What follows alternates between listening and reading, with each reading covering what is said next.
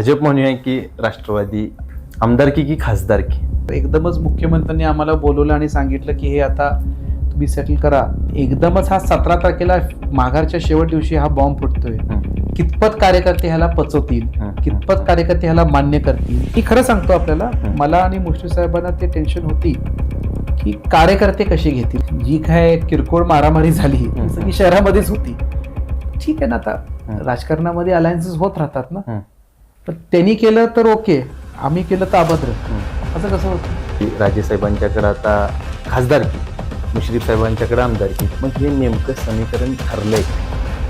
जे काय ठरले ते माननीय मुख्यमंत्री महोदय आदरणीय मुश्रीफ साहेबांनी माझ्यात ठरले की योग्य वेळी त्याचे आम्ही पत्ते उघडू. की फक्त ह्या नगरपालिका निवडणुकीसाठी हे एकत्र? कुठलीही युती तुम्ही फक्त नगरपालिकेला करून मग परत जिल्हा परिषदेला करून चालत. एक मिसकन्सेप्शन आहे की नगरपालिकेची सत्ता हाती घेण्यासाठी आम्ही दोघं एकत्र आलोय. म्हणजे मुश्रीफ साहेबांवर मी मिटवणं हे मुख्यमंत्र्यांशिवाय शक्य नव्हतं. ते समजून घेतलं पाहिजे की कोणी घडून आणली आणि शेवटी ते आपल्या सगळ्यांचे बॉस आहेत. खरंच टोक्याची भूमिका मुश्रीफांच्या लोकल कार्यकर्त्यांना होतं. त्यांनी म्हटलं राजे तुम्ही योग्य निर्णय घेतला. ही वाटचाल कुणाचा हात धरून असणार आहे? एका बाजूला शरद पवार साहेबांचा हात धरून असणार आहे की दुसऱ्या बाजूला महाराष्ट्र राज्याचे मुख्यमंत्री देवेंद्र फडणवीस साहेबांचा हात धरून असणार? दर्शक हो नमस्कार, केके न्यूज मध्ये आपल्या सगळ्यांचं मनापासून स्वागत आहे. खरं बघायला गेलं तर नगरपालिकेची ही निवडणूक आणि त्या पार्श्वभूमीवरती आज आपण आहे कागलमध्ये. म्हणजे मी इथं जाणून बुजून उदाहरण देईल की all is fair in love and war असं प्रत्येक वेळेला राजेसाहेब म्हटलं जाते. पण कागलमध्ये कुणी एक्सपेक्ट देखील केलं नव्हतं. कालपर्यंत म्हणजे परवा तुमची हे जे काही पत्रकार परिषद होण्यापर्यंत कुणी गृहीत सुद्धा धरलेलं नव्हतं की अशा पद्धतीनं तुम्ही दोघं परस्पर इतकं विरोधी असून एकत्र येऊ शकता. आणि जे अशक्य ते शक्य तुम्ही करून दाखवलेलं आहात. आणि त्या संदर्भातच आज आपण राजेसाहेबांच्या सोबत संवाद साधणार आहे, चर्चा करणार आहे. ही चर्चा राजकीय पण राहील, मुक्त स्वरूपाची पण राहील. काही प्रश्न जे आहेत ते तिखट सुद्धा राहतील. काय अडचण नाही, प्लीज. तर त्या संदर्भात आपण यांची जी काही मतं आहेत ती जाणून केके न्यूज चॅनलच्या माध्यमातून घेणार आहे. पहिल्यांदा केके न्यूज मध्ये आपलं स्वागत आहे. काय सांगाल, ही जी काही सगळी राजकीय समीकरणं जी घडलेली आहेत ही कशा पद्धतीने नेमकी घडलेली? आता ज्या गोष्टी घडल्या त्या पत्रकार परिषदेच्या माध्यमातून तुम्ही स्पष्ट केलेल्या आहात, पण पडद्यामागे नेमकं काय घडलं ह्याच्याबद्दल उत्सुकता आम्हाला आहे. त्याच्याबद्दल काय सांगा? या प्रक्रियेची म्हणजे एक नॉन पॉलिटिकल मध्यस्थी होते. ज्यांना वाटलं की राजेसाहेब आणि मुश्रीफ साहेबांमध्ये हे मिटलं पाहिजे. सो त्या नॉन पॉलिटिकल मध्यस्थीच्या माध्यमातून एक डायलॉग सुरू झाला. आमच्या फिजिकल मीटिंग्स काही नव्हत्या, पण आमच्या दोघांमध्ये ते भेटायचं का नाही हे एक हेजिटेशन होतं.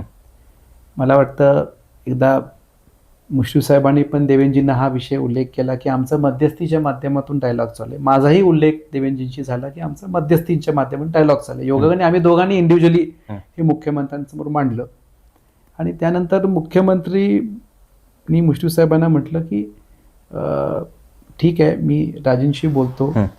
आणि मला मुख्यमंत्री महोदयांनी बोलून घेतलं आणि मला म्हटले की माझी इच्छा आहे की तुम्हीही मला बोलला की मध्यस्थीच्या माध्यमातून बोलणं चालू आहे आणि मुश्रीफ साहेबही मला बोलले.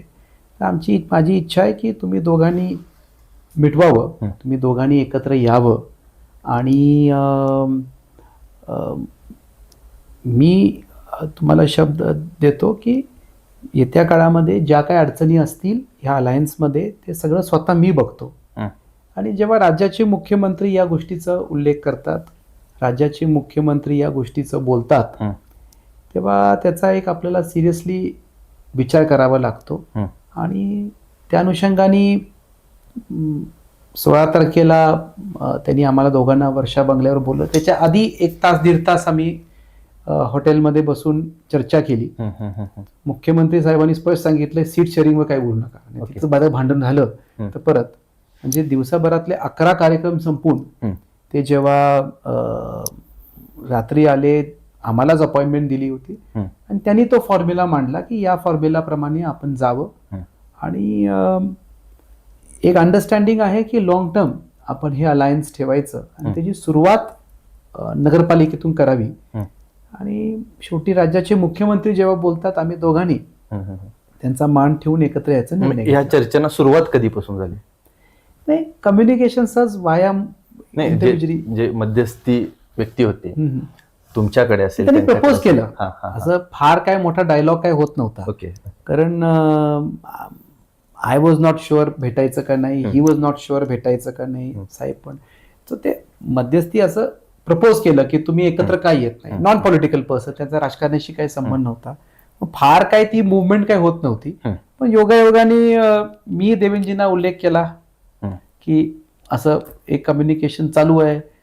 त्यांनी उल्लेख केला, मग देवेंजींनी त्यात पुढाकार घेतला. नाही, खरं बघायला गेलं तर म्हणजे बोलायला जेवढी ही गोष्ट सोपी वाटते की तुम्ही आता जी स्पष्ट कराल त्यात जेवढीशी सोपी वाटते, पण प्रत्यक्षात मात्र हे 36चा आकडा असणारा पूर्णपणे म्हणजे तुमच्यात असेल, मुश्रीफ साहेबांच्यात असेल, अशा पद्धतीनं पूर्णपणे होता. आणि त्यामध्ये सुद्धा अशा पद्धतीचा म्हणजे संवाद होऊन एकत्र येतात. लोकांना हे पचनी पडेल का? लोकांना हे पटेल का? ग्रामीण, आता ही पकडून चालू आहे की शहराची निवडणूक आहे. मग असे म्हटल्याप्रमाणे ग्रामीण भागामध्ये म्हणजे मतदारसंघ बघायला गेलं तर ग्रामीण आहे, शहरी आहे. 3 नगरपालिका आणि 8 जिल्हा परिषद त्याच्यामध्ये विखुरलेला आहे. शहरामध्ये तुम्ही आता ह्या अशा पद्धतीने एकत्र आलात, हे लोक आता मी प्रचाराच्या निमित्तानं बघतोय लोकांनी सुद्धा ते स्वीकारलेलं आहे शहरामध्ये. ग्रामीण भागामध्ये काय तुमचा काय? ग्रामीण जास्त टोक्याचा संघर्ष शहरातच जास्त होता. जी काय किरकोळ मारामारी झाली ती सगळी शहरामध्येच होती. ग्रामीण भागामध्ये 1-2 सेन्सिटिव्ह गावं सोडली तर ते काय फार संघर्ष नव्हता. आणि ओव्हरऑल मी खरं सांगतो आपल्याला, मला आणि मुश्रीफ साहेबांना ते टेन्शन होती की कार्यकर्ते कसे घेतील. कारण काय झालं की आदल्या रात्रीच ही बोलणी झाली. असं नव्हतं की हे माझं आणि मुश्रीफ साहेबांच्या काय फिजिकल मिटिंग झाल्या, 4-5 मिटिंग असं करत करत एकदमच मुख्यमंत्र्यांनी आम्हाला बोलवलं आणि सांगितलं की हे आता तुम्ही सेटल करा. आम्हाला पण तो वेळ कमी मिळाला. आम्हाला टेन्शन होतं की ठीक आहे एकत्र आलो, पण एकदमच हा 17 तारखेला माघारच्या शेवट दिवशी हा बॉम्ब फुटतोय.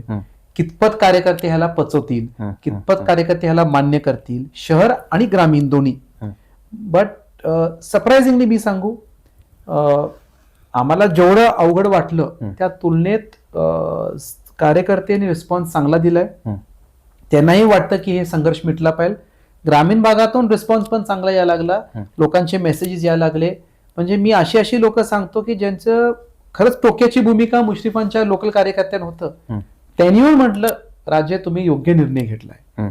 म्हणजे नॉट टू प्लीज मी, त्यांनाही वाटतं की long term point of view हे डिसिजन्स होतील. आणि आता आपण जर बघितलं तर शहरामध्ये जेवढ्या लोकांनी फॉर्म भरले होते त्यांनी माघार घेतली आणि माघारच्या नंतर पण भरपूर लोकांनी येऊन पाठिंबे पण दिले की आम्ही तुमच्यावर आहोत. सो त्याच्यामुळं त्याला रिस्पॉन्स चांगला मिळालाय आणि कार्यकर्त्यांचं पण कोऑर्डिनेशन चांगलं झालं. सरप्राइझिंगली आम्हाला अपेक्षित नव्हतं, हेही आम्ही दोघं मान्य. तुम्ही बोलताना एक मुद्दा म्हटलात की लॉंग टर्म साठी फक्त ह्या नगरपालिका निवडणुकीसाठी, मी तोच प्रश्न परत एकदा रिपीट करतो की फक्त ह्या नगरपालिका निवडणुकीसाठी हे एकत्र आलेल्या पुढच्या सर्व निवडणुकांसाठी स्टार्ट विथ नगरपालिका. Okay okay. बेसिकली आम्ही काय नगरपालिकेसाठी एकत्र आलो नाही. एक लॉंग टर्म माझं मत आहे की आम्ही दोघांनी एकत्र आलो तर I think a lot can be achieved. कागलसाठी पण आपण भरपूर करू शकू आणि माझं मत आहे की हा संघर्ष पण थांबेल. आणि मला असं वाटतं की कुठलीही युती तुम्ही फक्त नगरपालिकेला करून मग परत जिल्हा परिषदेला तोडून चालत नाही. एक long term point of view आपण घेतलं आणि त्याच्यातली सुरुवात नगरपालिका आहे. एक मिसकन्सेप्शन आहे की नगरपालिकेची सत्ता हाती घेण्यासाठी आम्ही दोघं एकत्र आलोय. I think that is not the issue. I think long term point of view आम्ही हा विचार करून एकत्र येतोय. काही माध्यमांच्या मध्ये काही छापून आले की राजेसाहेबांना आता विधान परिषद, काही वेळेला आले की राजेसाहेबांच्याकडे आता खासदारकी, मुश्रीफ साहेबांच्याकडे आमदारकी किंवा मुश्रीफ साहेबांच्याकडे आमदारकी आणि राजेसाहेबांना म्हणजे मुश्रीफ साहेबांच्याकडे खासदारकी आणि राजेसाहेबांच्याकडे आमदारकी. मग हे नेमकं समीकरण ठरलंय काय?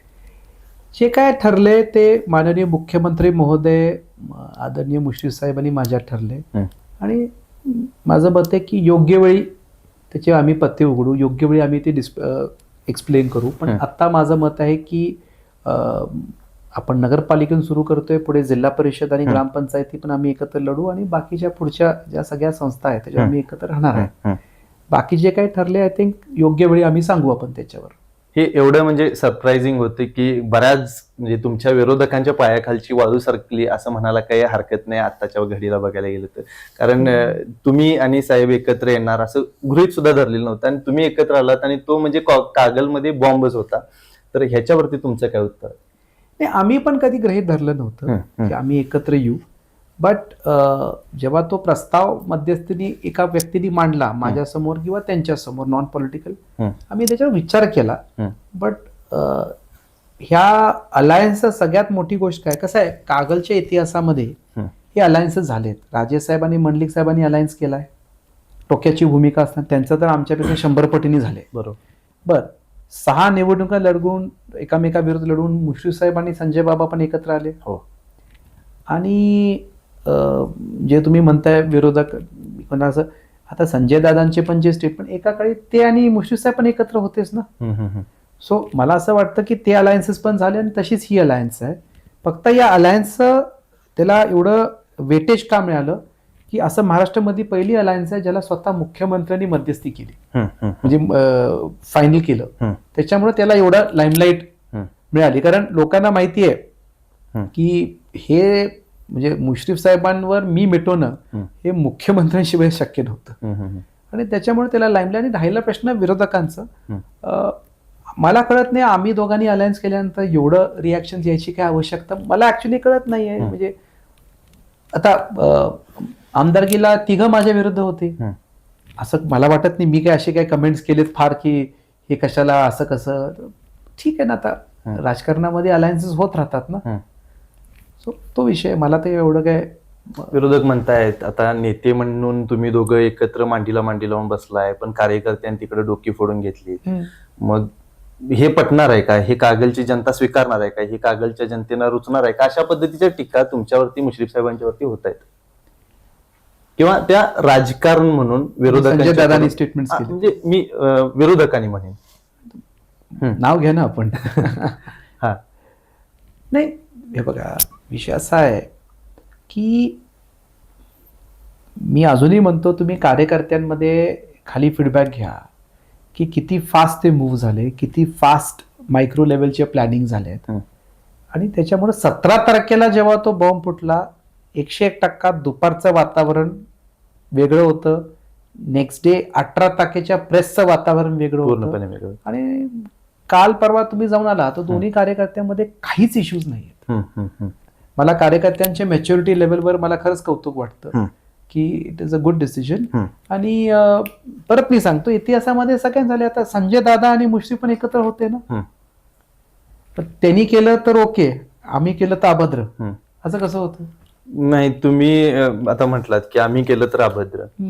तुम्ही खरं बघायला गेलं तर स्वतःची जमीन वाचवण्यासाठी ही जी काही तुम्ही एकत्र आलेली ही अभद्र ही युती म्हणूया आपण, ही ह्या गोष्टीसाठी एकत्र आलेली आहेत, अशा पद्धतीचे सुद्धा आपल्यावरती आरोप झालेले आहेत. त्याच्याबद्दल काय? नाही, माझ्या जमीन वाचवायचा काही विषयच नाही. ऑलरेडी कोर्टमध्ये केस असून त्या कामाला स्थगिती पण मिळाली. सो मला काय वाचवण्यासाठी कोणावर युती करायची आवश्यकता नाही, बरोबर. आणि त्याच्यामुळे आणि राहिला प्रश्न ईडीचा, त्याच्याबद्दल मुश्रीफ साहेबांनी पण आपलं उत्तर दिलेलं आहे. सो मी परत सांगतो की आम्ही हे इतकं टोकाचा संघर्ष झाल्यानंतर ह्या अशा लहान गोष्टींसाठी आम्ही एकत्र येण्यासाठी नेते नाही आहेत, बरोबर. परत मी सांगतो की जे काही लोक टीका करतायत ते समजून घेतलं पाहिजे की हे राज्याच्या मुख्यमंत्र्यांनी ही युती घडून आणली आहे. सो आपण आय थिंक ते समजून घेतलं पाहिजे की कोणी घडून आणली, आणि शेवटी ते आपल्या सगळ्यांचे बॉस आहेत. जाहीरनामा साहेब आपला प्रसिद्ध झाला, त्या तुमची मी काही भाषणं सुद्धा बघितली, त्यामधून कागलच्या विकासासाठी तुम्ही एक रोडमॅप घेऊन चाललेला आहे. तो नेमका कशा पद्धतीने असणार आहे? डेव्हलपमेंट वरती आपण थोडं बोलूयात. कागल विकसनशील शहर आहे, या विकसनशील शहराला विकसित करण्यासाठी काय नेमका आपला रोडमॅप असणार?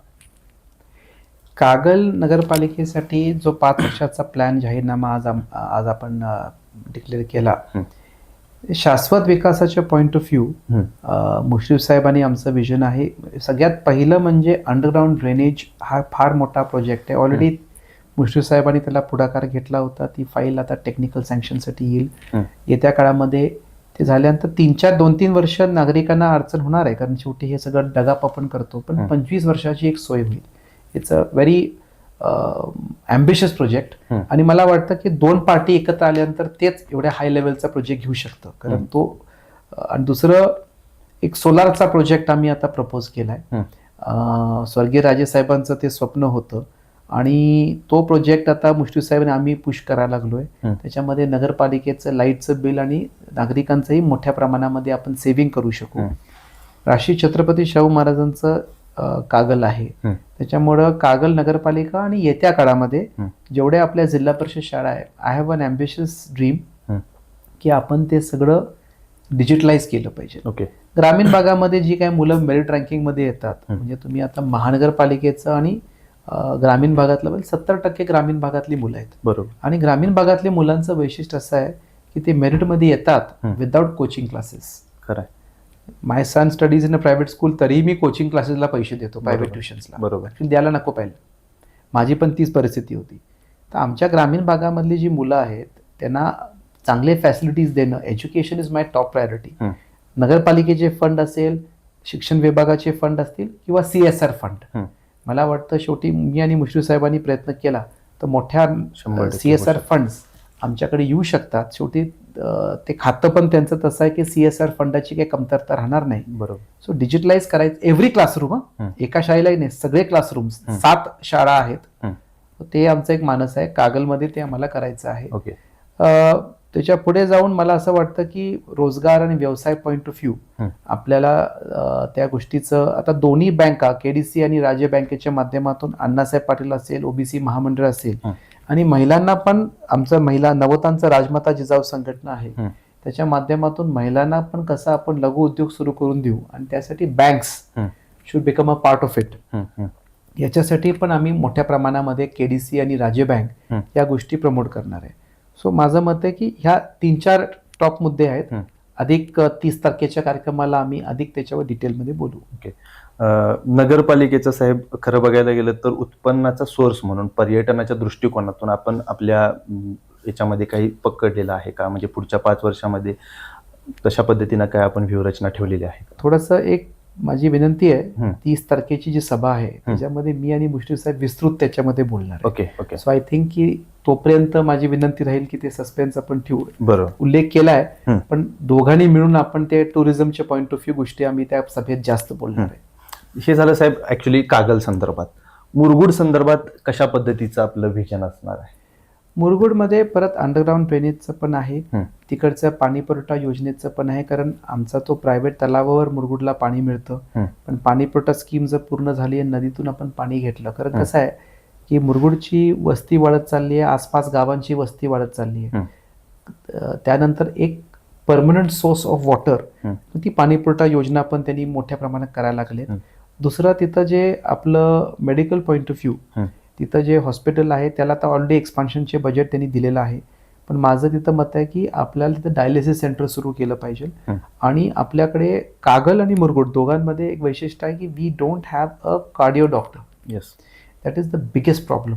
की आपल्या लोकांना फॉर नॉर्मल CT स्कॅन किंवा हार्ट ह्या गोष्टींसाठी कोल्हापूरला जावं लागतं. बरोबर. किंवा मुरगुडच्या लोकांना निपाणीला जावं लागतं. त्या ॲम्ब्युलन्समध्ये प्रचंड लोकांचे मृत्यू होतात. So I think we need आपल्या दोन्ही CPR मध्ये ग्रामीण रुग्णालयामध्ये डायलिसिस सेंटर विथ स्टाफ किंवा ते स्टाफ आउटसोर्स करून कॉन्ट्रॅक्ट करणं आणि CT स्कॅन मशीन्स आणि हे सगळे मशीन्स आहेत ज्याच्या माध्यमातून आपण बऱ्या मोठ्या प्रमाणामध्ये आणि कार्डिओ डॉक्टर्स हे जर आपण करू शकलो तर मोठ्या प्रमाणामध्ये आपल्या आरोग्याच्या पॉईंट ऑफ व्ह्यू आपण ही डेव्हलपमेंट करू शकू. शेवटच्या टप्प्यावरती मी साहेब येतो. मग इथून पुढं जी आपली वाटचाल असणार आहे ती वाटचाल कुणाचा हात धरून असणार आहे? एका बाजूला शरद पवार साहेबांचा हात धरून असणार आहे की दुसऱ्या बाजूला महाराष्ट्र राज्याचे मुख्यमंत्री देवेंद्र फडणवीस साहेबांचा हात धरून असणार आहे? येत्या काळामध्ये मला असं वाटतं की तुम्ही काय सगळा इंटरव्ह्यू आज का संपवताय? आपले अजून बरेच पार्ट्स होतील, अजून ह्या चर्चेचे बरेच पत्ते टाइमात उघडणार आहे. सो आय थिंक येत्या काळामध्ये आपल्याला त्या गोष्टी दिसतील. भाजप म्हणूया की राष्ट्रवादी काँग्रेस? ॲज ऑफ नाव शाहू आघाडी आहे. हा, येत्या काळामध्ये त्या गोष्टी आपल्याला उघड होतील. निश्चित. आणि शेवटचा प्रश्न साहेब, आमदारकी की खासदारकी?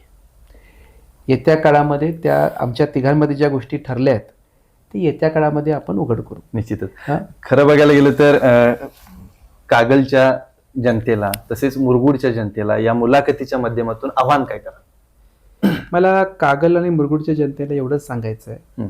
की आम्हाला दोघांना सत्तेपेक्षा लोकांची सेवा करण्यासाठी जेव्हा टोकाचा संघर्ष होतो तो प्रामाणिक संघर्ष झाला आहे. आता जेव्हा आपण पॉलिटिकल अलायन्स करणार तेही प्रामाणिक करणार. आणि आपण मागच्या 10 वर्षामध्ये जर बघितलं की मुश्रीफ साहेब असतील का मी असतील, लोकांच्या सेवेमध्ये आम्ही नेहमी आहोत. येत्या काळामध्ये मुश्रीफ साहेब, मी आणि संजय बाबा घाडगे आम्ही सगळ्यांनी मिळून एकत्र राजकारण करायचं ठरवलेलं आहे आणि कागलच्या विकासासाठी एकत्र यायचं. कागल आणि मुरगुड नगरपालिकेमध्ये मी विनंती करतो की एक हाती सत्ता आम्हाला द्या. येत्या काळामध्ये शेवटी आम्हाला दोघांच्या डोक्यावर मुख्यमंत्र्यांचा आशीर्वाद आहे, तर नगरपालिकेच्या ह्या पॅनलना पण मुख्यमंत्र्यांचा आशीर्वाद आहे. He is the boss of the state. आणि मुश्रीफ साहेब त्यांचे मंत्रिमंडळाचे सहकारी आहेत आणि माझे त्यांचे एक मैत्रीचे संबंध आहेत. येत्या काळामध्ये कागल आणि मुरगुडला जे काही निधी लागणार आहे ते वैयक्तिक आणण्याची जबाबदारी आम्ही दोघांनी घेतो. याच्या आधी पण शासनामध्ये पाठपुरावा करण्यामध्ये मुश्रीफ साहेबांनी माझी स्पर्धा असायची, पण आता जर आम्ही एकत्र आलो तर मला वाटते मंत्रालयामध्ये एक कुठली फाईल फार वेळ राहणार नाही. आणि येत्या काळामध्ये दोन्ही नगरपालिकेला मी विनंती करतो की आम्ही जेव्हा 3 तारखेला निकाल घेऊन मुख्यमंत्र्यांसमोर जाऊ तो उच्चांकित फरकाने हे पॅनल आलं असेल असा मान आम्हाला मिळावा अशी मी कळकळीची विनंती सगळ्या मतदारांना करतो. निश्चितच. खरं बघायला गेलं तर राजकीय हेवेदावे सोडून कागलच्या विकासासाठी आम्ही एकत्र आलेलो आहोत. याच पद्धतीचा जो विश्वास आहे यापुढे देखील आमच्यावरती ठेवा, अशा पद्धतीचं मत राजेसाहेबांनी आपल्यासोबत बोलताना व्यक्त केलेलं आहे. तुर्तास तरी या व्हिडिओसह, या मुलाखतीसह मी इथं थांबतो. तुम्हाला हा व्हिडिओ कसा वाटला ते आम्हाला कमेंट करून जरूर कळवा. केके न्यूज चॅनलसाठी कॅमेरामन सचिन वारेकर यांच्यासह मी अभिजित. धन्यवाद.